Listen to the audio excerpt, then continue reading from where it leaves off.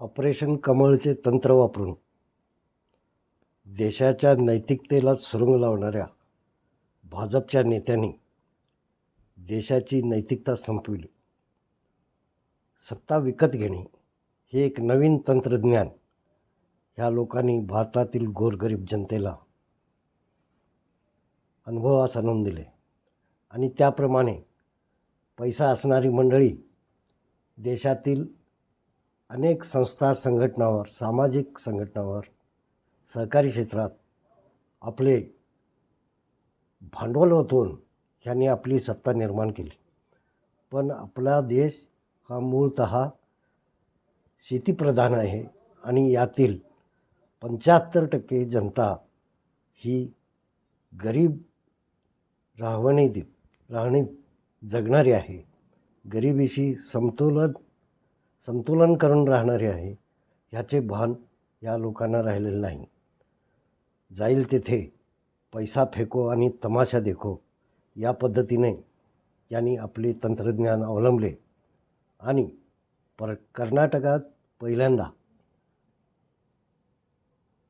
हे कुटील कारस्थान वापरून त्यांनी ऑपरेशन कमळ असे गोंडस नाव देऊन सत्ताच हस्तगत केली आणि हा प्रयोग यशस्वी होतो हे त्यांच्या दृष्टोपतीस आल्यानंतर त्यांनी देशभर हा प्रयोग वापरला आणि आज दुर्दैवाने सगळा देश अशा भांडवलदारांच्या कब्जात जाऊन बसला आहे.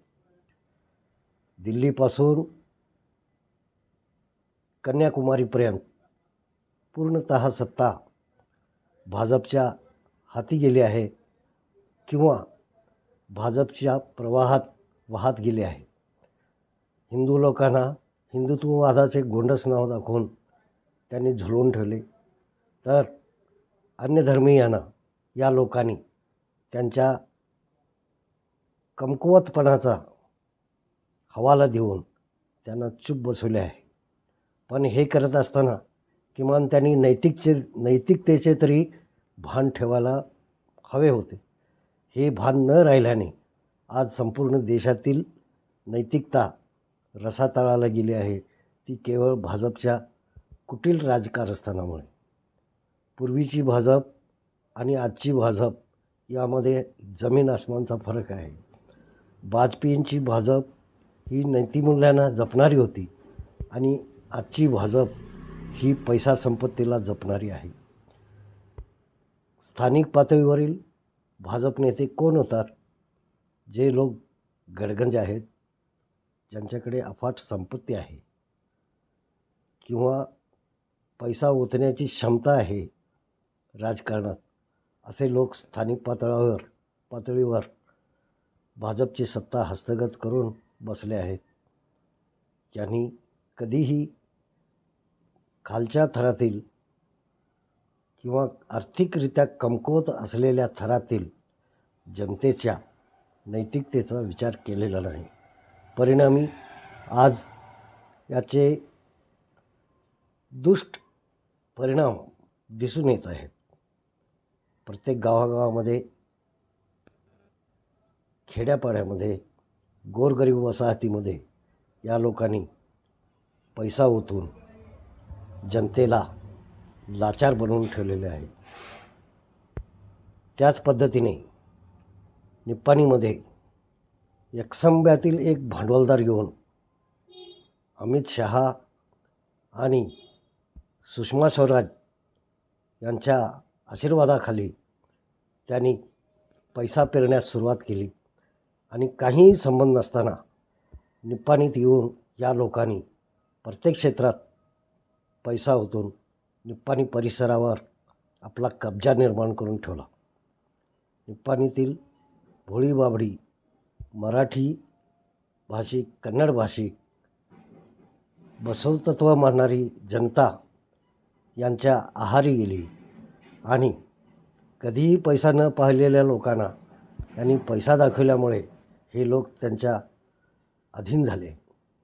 परिस्थिती अशी निर्माण झाली, ज्या लोकांनी खस्ता खाऊन संस्था निर्माण केल्या होत्या अशा संस्था रसातळाला गेल्या आणि या ठिकाणी हे लोक कब्जा मारून बसले. आज सहकार सम्राट वगैरे उपाध्या लावण्यात आम्ही लोक कुठेही कमीपणा भासवत नाही किंवा आपणाला त्यांना सहकार सम्राट म्हणण्यास लाज वाटत नाही असे स्पष्ट सांगावेसे वाटते. अण्णासाहेब जोल्ले सहकार सम्राट म्हणून आज पोस्टर लावले जाते. हे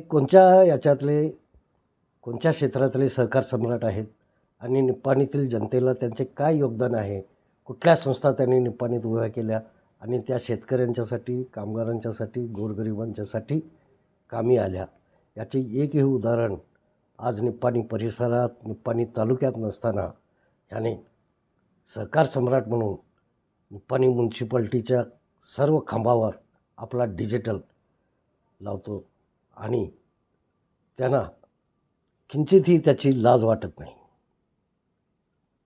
निप्पाणीचा श्री हरसिद्धनाथ साखर कारखाना काढताना कैलासवासी बाबुराव पाटील बुध्याळकर यांनी ज्या खस्ता खाल्ल्या, त्याचप्रमाणे त्यांचे सहकारी कैलासवासी शेखर अण्णा कुटवाले किंवा अण्णासाहेब आकाराम पाटील किंवा MP पाटील अशी जी मंडळी आहेत, अशा मंडळींना हा कारखाना निर्माण करताना काय अवस्था झाली याची जाणीव आहे.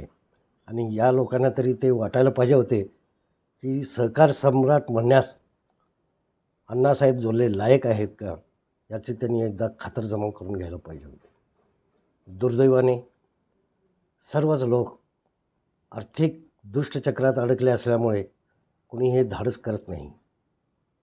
पत्रकारांनाही हे करता येत नाही, कारण ते कुणाचे तरी बांधील आहेत आणि त्यांनाही नमते घ्यावे लागते किंवा वस्तुनिष्ठ परिस्थिती डोळ्याआड करून अण्णासाहेब जोल्ले सहकार सम्राट म्हणून उपाधी द्यावी लागते.